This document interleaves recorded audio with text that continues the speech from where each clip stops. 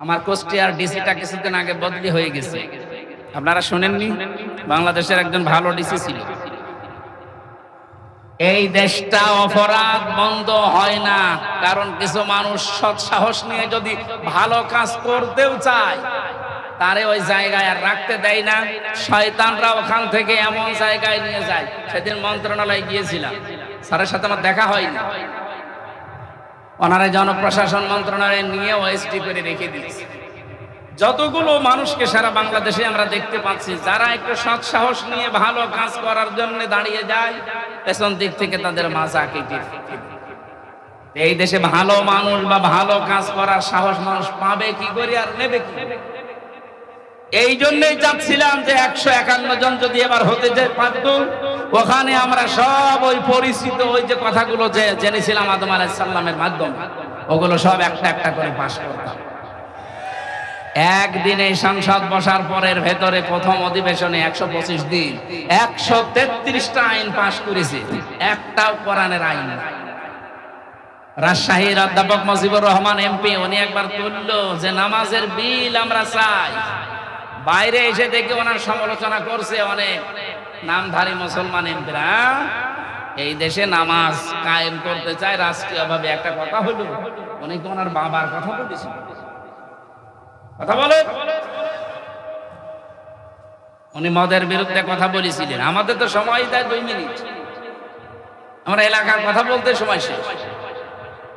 এই মাদকের বিরুদ্ধে সরকার 0 টলারেন্স ঘোষণা করেছে। আমিও একটু সময় পেয়ে 2 মিনিটের 1 মিনিট বললাম যে এই বাংলাদেশে যত জায়গায় মাদক আছে, বিশেষ করে কুষ্টিয়াতে নাম করা 2টা জায়গা, লালন শাহের মাজার আর সলেমান শাহর মাজার, এই 2 জায়গায় সারা দেশ কুড়িয়ে আপনি যা গাঁজা পাবে তার যাতে বেশি গাঁজা পাওয়া যাবে এই 2 মাজার। তো ওটা যেহেতু আমার এরিয়ার ভেতরে না, ওটা 2 এর এমপি যিনি তার এরিয়ার ভেতরে, ওই ভেড়া মারা। আর আমার পাশে এই যে লালন সাইজি, এখানে পুলিশ পাহারা দিয়ে গাঁজা খাওয়া। বলেন তো গাঁজা মাদকের ভেতরে পড়ে কিনা? আমি মাননীয় স্পিকারকে মন্ত্রীকে এই প্রশ্নই করেছিলাম যে গাঁজা যদি মুক্ত করতে চান যে লালনের মাজারটা কি এটা কি বাংলাদেশের এরিয়ার বাইরে? এটা যদি বাংলাদেশের এরিয়ার ভেতরে থাকে তাহলে এই জায়গাটা মুক্ত করা দরকার না? ধর্মের নাম নিয়ে, সংস্কৃতির নাম নিয়ে এমন এমন কাজ এই সমস্ত মাজারগুলোতে হয়। আপনি খোঁজ নিয়ে দেখেন, সেখানে আমি নাম নিতে পারলাম না, এমন নিকৃষ্ট কাজ সেখানে করা হয়েছে। ইসলামের পর্দার তো কোনো বালাই নেই। অস্ত্রের ব্যবসা পর্যন্ত বিভিন্ন জায়গায় করে, এরকমও শোনা যায়। খোঁজ খবর নিয়ে দেখি। সিলেটের শাহজালাল রহমতুল্লাহ আলাইহির মাজার নিয়ে সরকার একটা উদ্যোগ নিয়েছে, সাধুবাদ জানাচ্ছে। এটা সারা বাংলাদেশের মাজার নিয়েই নেওয়া দরকার।